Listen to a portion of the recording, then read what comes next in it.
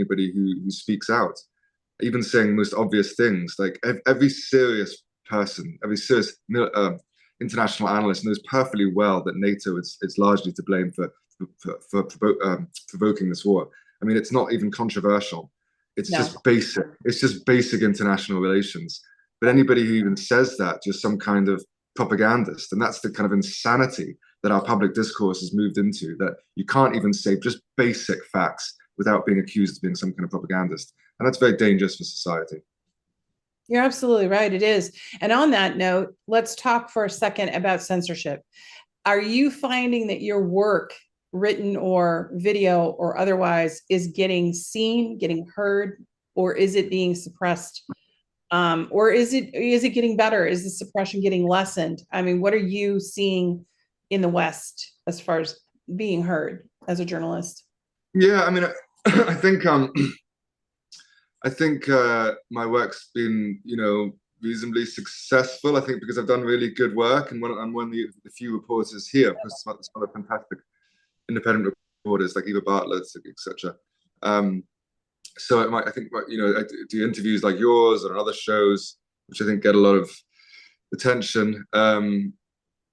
So yes and no. I mean, I think on Twitter, I just started Twitter, sort of recently when I came here. I've never really liked social media. It causes me a lot of anxiety, but I know that I have to do it now. So and that's been pretty successful. I've been told I'm massively shadow banned. Yes.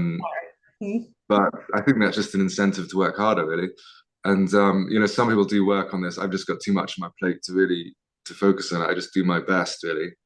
Do my best and see. Hope that more and more people see it, and more people are seeing it. I know that, and I get so much support from people around the world, etc. And my work is also, seen by other mainstream journalists as well. I know some people have contacted me about it, so it gets out in different ways, doesn't it? And doing shows like yours, etc. But of course, there is massive censorship now on Twitter and elsewhere. I think you probably know more than I do about that. Are you being censored? Oh, absolutely. My name was called on Facebook, election interference, my Tara Reade.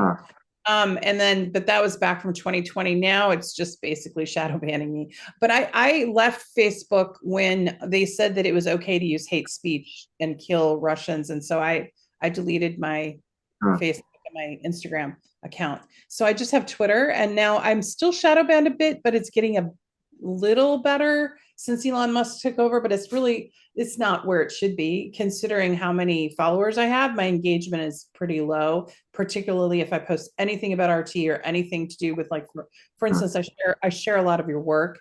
And that gets, you know what I mean? I have to really share and share and share for it to get seen. But so we all know now from the Twitter files that there's a collusion happening between the American government, and I believe American intelligence, British intelligence, colluding to infiltrate big tech to, really control the narrative and control. Yeah. I mean, my view on, I quite like Elon Musk. I think he's seems like an interesting, fun guy. And I think he genuinely does care about freedom of speech. And I think he has genuinely reformed Twitter for that. My view is that, while he is, I think, a breath of fresh air in many respects in increasing free speech on Twitter, he can only go so far, in my view, or maybe only wants to go so far. Taking on the CIA directly is very, very dangerous, even if you are the richest man in the world. And I get a feeling that on COVID vaccines and things like that, on American politics generally, he really wants to be free and open up.